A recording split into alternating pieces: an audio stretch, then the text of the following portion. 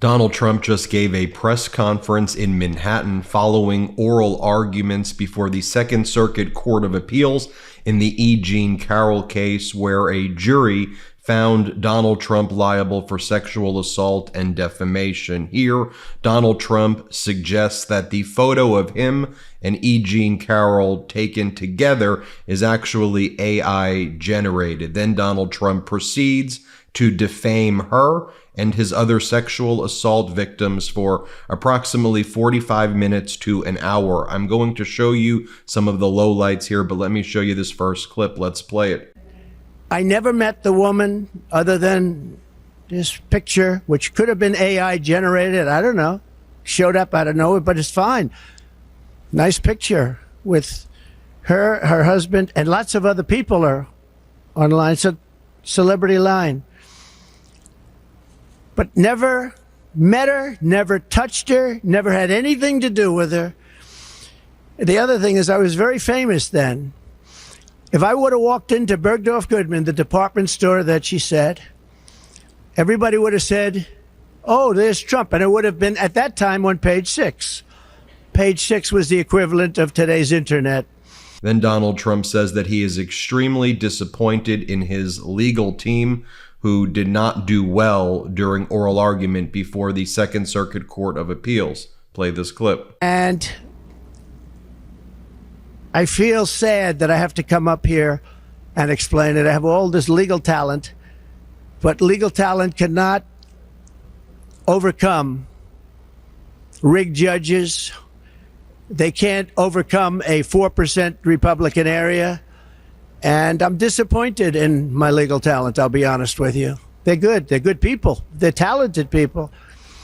Today at the trial, they didn't mention the dress. So the Monica Lewinsky type dress was a big part of the trial. Big part of the trial. I said, why didn't you mention that? And I heard there was a dress involved.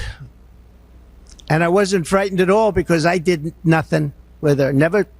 Never touched this woman, saw this woman, I had no idea who she was. But they have a dress, sir. I said, so what? Well, sir, it's very sir. They used that dress to try and intimidate me. They used that dress with the public. That dress was such a famous dress. It was Monica Lewinsky, part 2. The dress, and the judge wanted it for trial, and it was going to go into trial, and then they found out there was nothing on the dress, which I knew, and then the judge wouldn't allow it to be used. So they used it as a cudgel. They used it as a hammer over my head. You can see Alina Habba standing right behind him as he is ranting and raving, saying she did a very bad job. Here, Donald Trump claims he never met E. Jean Carroll, despite the fact that there's a photograph of them together. He's repeating the defamatory statements over and over again. Play this clip. Of a ridiculous verdict of a woman I have never met. I don't know. I have no idea who she is. She wrote a book and she made a ridiculous story up. She put it in her book, and we're now appealing the decision. We had an extremely hostile judge appointed by Clinton, very good friends of Clinton. I guess he presided over the marriage ceremony of one of the lawyers on the case against us. Donald Trump then brings up another one of his victims, someone by the name of Jessica Leeds. And then Donald Trump says that she would not have been his chosen one to sexually assault. Play this clip. What are the chances of that happening? What are the chances? And frankly, I know you're going to say it's a terrible thing to say, but it couldn't have happened. It didn't happen, and she would not have been the chosen one. Here, Donald Trump talks more about Jessica Leeds. Play this clip. 2 witnesses. One is named Jessica Leeds, so she was up again. She can't get rid of her. She was up. She said I was in an airplane doing that. A couple of things. You have an armrest in planes back in those days. Oh, by the way, she didn't know anything about the flight, where we were going. Where I was in very few flights. I was a New York guy building New York buildings. I was in very few airplanes, I will tell you, in those days. 1979, I think. It's a long time ago. But you had the armrest, and in the old days, they didn't move. Okay? But she said she then got out and she went to the back of the plane, and that was the end of the story, I think. And this story has followed me for years. You see, he defamed her more again. Then he brings up another one of his victims, Natasha Stoynoff, and here he is defaming her. Let's play this clip. And this one is a writer for People magazine, who I actually thought was very nice. She came to Mar-a-Lago, and she wrote the most beautiful story you've ever seen. It was a love story about Melania and myself, a love story in People magazine. And that was it. It was a cover, I think, but it was a beautiful story. Everybody would love to have that marriage. She said the nicest things about me, about Melania. You have the story. I mean, you can read the story. And her name was whoever. Let's see. Her name was who? Stoynoff, yeah. I don't have it. Whatever her name was. I don't know the lady, so perhaps it's much better that way, but I really don't know the lady. So she wrote this beautiful story, and about, I don't know, years later, no police reports, no anything. Years later, the same person they called up, did you attack at Mar-a-Lago this woman, this writer, whatever her name is? And she was a witness in a case. Her and Leeds were the two witnesses, only two witnesses. Did you attack her? I said, who is she? And they said, she writes for People magazine. I said, I don't know anything about the lady. If I had a story long ago, years before, about People, but it was a very nice story. So I don't know. It has to be made up because I don't know what you're talking about. It turned out that the same lady that wrote this beautiful story years later said that. Then Donald Trump defames E. Jean Carroll again and says that she made up the story of him sexually assaulting her because E. Jean Carroll likes Law and Order, and she took the story from Law and Order. Play the clip. But she made up a story. It's fabricated 100% that I attacked her at Bergdorf Goodman. You know, it's very interesting. I don't think they were allowed to use this either. Her favorite show is Law and Order. And there's a almost exact story as her story in Law and Order about being attacked in the dressing room of a department store. I don't know if they used the name of the store, but that's her favorite show, Law and Order. She said that. And anyway, this evolved into a defamation case against me because I disputed her words because I told the truth. We were called. I was in the White House, and I said, no, it never happened. I didn't even know what they were talking about. This was, I think I was in the Oval Office. Sir, do you know anything about this? And this had to do with the book, and she had a few pages in a book making this claim. By the way, there was never a claim.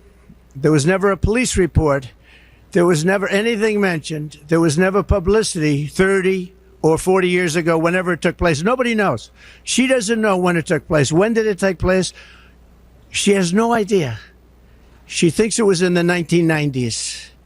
She thinks it was in the 1990s. And then Donald Trump says this is all very funny. He says it's very funny. He says when you are rich, these things happen to you, and it is very funny. Play this clip. It was crazy. It never happened. I was the one that served her whatever she was drinking. And I was there. And nothing ever happened. But you don't need the butler. All you have to do is read the story. Think of this. A woman comes into Mar-a-Lago, interviews me about a love story about my wife and myself. And during that interview, I attacked her and pushed her up against the wall violently. Okay? And then she leaves and she writes a perfect story. A perfect story. She doesn't mention the event. Again, there's nothing on file at all. Zero. There was no complaints. There were no complaints to People magazine. There was no witness. There was nothing. Yeah, well, there was a witness, the butler, and he's already said everything. He's already told this story. Because this story, likewise, like Leeds, this story has followed me around. I could go through many other stories outside of this. You know, it's very funny. When you're rich and famous, you get a lot of people come up with a lot of stories. But you're writers, and some of you are legitimate writers, and some of you aren't. Some of you are fake news, and some of you are real news. But put yourself in my position. I'm running for president, and I have all these cases all of a sudden come out. And they're fake cases, and they report back to DOJ. What in the world are we witnessing here, folks? What in the world how is this the leader of a major political party? I just want to show you two other data points that you deserve to see after watching that. The first is the fact that during the E. Jean Carroll trial, Donald Trump fled the country. He went to Scotland and Ireland where he pretended he was building things. He took a shovel. And then he was asked if he was going to show up as a witness in the case.